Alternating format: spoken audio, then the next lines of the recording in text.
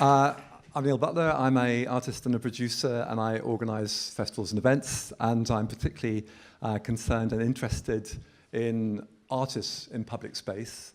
And when I talk about artists in public space, I'm specifically talking about ephemeral work that is here through performance and usually over a fairly short period of time. And I want to talk about how artists in public space can play in the city and transform the city and reinterpret the city and imagine new cities.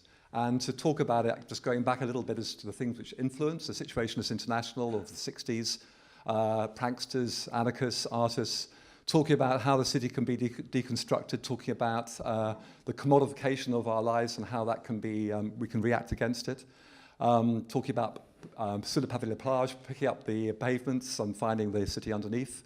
I was inspired. I decided to create a religion of performance surfing.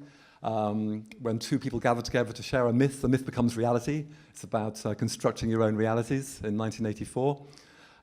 But this is the context of this kind of work was also, at that point, very much dominated by the idea of community art, the idea of art with a social outcome, the idea of art as celebration and ceremony, and welfare state, who are no longer with us, actually wrote the book. They wrote the books which helped artists make these objects, the lanterns by which they would celebrate and work with the public. But at the same time, you had Joseph Beuys talking about the possibility of social sculpture, the possibility of the public becoming part of the work. And in this particular piece, which I don't have enough time to talk about, 7,000 Oaks, totally inspirational, over a glass of wine in a minute.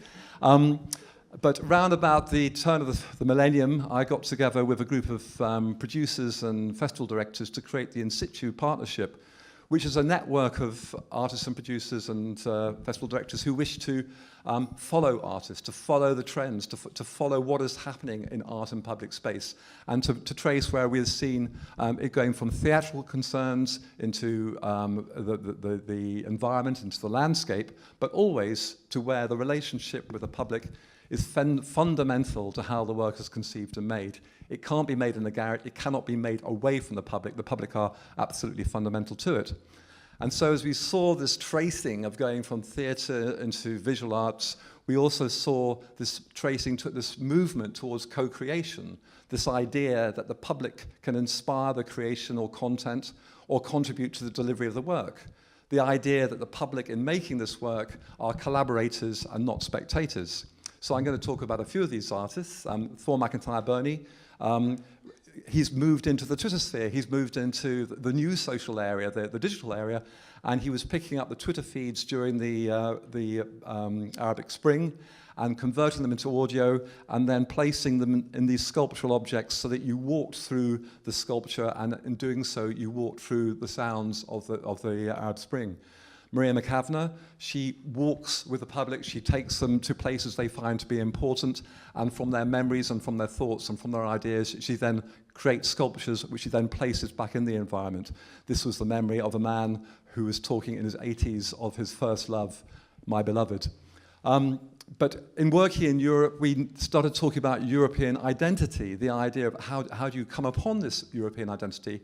And we felt, well, one way of doing it is take artists from Europe and take them to another place, a very different alien place. So we have created a residency in Sri Lanka. We've invited artists from across Europe over the last 10 years. They work in this environment. They work closely into the community. And in doing so, they create pieces of work which are informed of these people. And in so doing, start talking very clearly about their community and where they're coming from.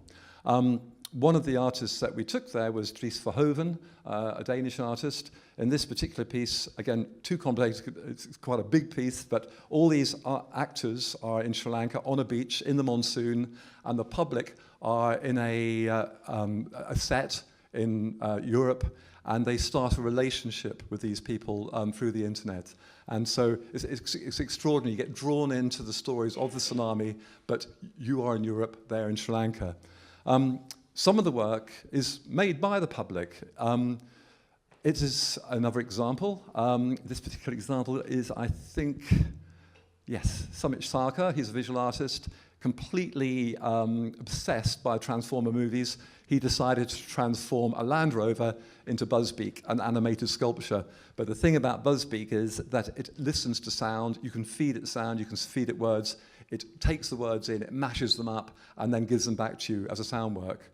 Kit Johnson, again in Sri Lanka, in this fishing village, the men go fishing in the daytime, the women do piecework in the day to try and make up enough income to live on, and the way that worked as a performance is the public were taken around the village and discovered stories of the real life of Sri Lanka that they'd never discover if perhaps they're a passing tourist. This monumental sculpture is by Olivier Gross-Tête. It is constructed by the public. You start at the top, bring these bricks together, and then you have to lift it up to put the next row in, lift it up to bring the next row in. It takes over 100 people to construct it, and at the end, it weighs 3 tons, and then you knock it down. To the last section, the public are the work. There's a company called Collective Organum. No, they're not. They're called something else, and it's going to come up in a moment. I was going through so quickly then. I actually managed to get ahead of myself. Complex Carbonarum, nearly got it right.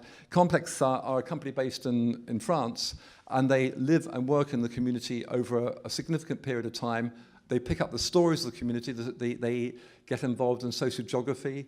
They might be talking to this man here, and they hear his story, and then they create a huge parade, and as the public goes through with the parade, they see the man projected beside his own house. You see him in the house, and you hear him say his story.